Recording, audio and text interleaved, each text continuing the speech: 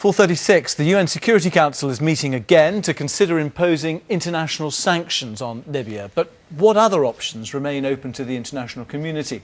Marco Picencino is founder and director of the Global Strategy Project. Thanks for coming in. I mean, the UN moves incredibly slowly on these things. If we're talking about a no-fly zone or sanctions, we're looking at weeks, aren't we, potentially?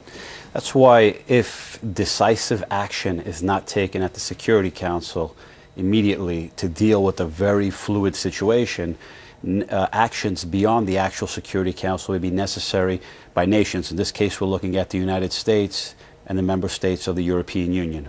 Although the UNHCR has taken the unprecedented decision, hasn't it, to suspend one of its members. So in terms of sending out signals and messages, that is very clear. But do you think that the UN would ever think about any sort of military intervention, or would that be simply impossible to get through the sitting members? I mean, there are precedents. If we look at the 1991 case in northern Iraq when the Kurds were fleeing, that was a Security Council resolution authorizing the use of force. If the situation were to get very much out of control, whereby this unfolding humanitarian crisis becomes to the point where it's destabilizing to international order and regional stability, you can see action being taking place. But if not by the Security Council, in that case, in my opinion, it would have to be an organization like NATO. And in that, it would be similar to Kosovo in 1999, whereby NATO took action, but without a UN authorization. Exactly, and I think that there have been two occasions where the UN has authorized force, and the first one was in 1950, when the Soviet Union wasn't actually, it was boycotting the organization as well. But is any country or any organization like NATO even prepared to think about military intervention now, do you think? If necessity will dictate actions, and if it happens that you have thousands of people fleeing, not just into Tunisia or into Egypt, but taking off for the southern Mediterranean countries of the European Union. In that case, if it's destabilizing enough, you can see the possibility of action.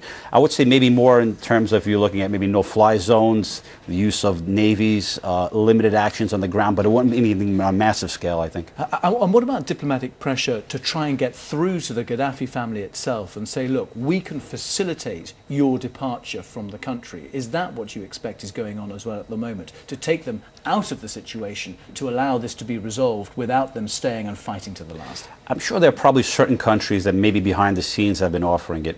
But my opinion would be, at this stage, after the atrocities that have been committed, it'll be difficult for any nation state to take on the Gaddafi family, because to do so would be, it's radioactive in the sense that it's very, very controversial, and there'll be a lot of diplomatic pressure on those specific countries. What about helping the opposition groups who are now discussing marching on or attacking Tripoli itself from the east and those other countries? What could be done there in terms of international help?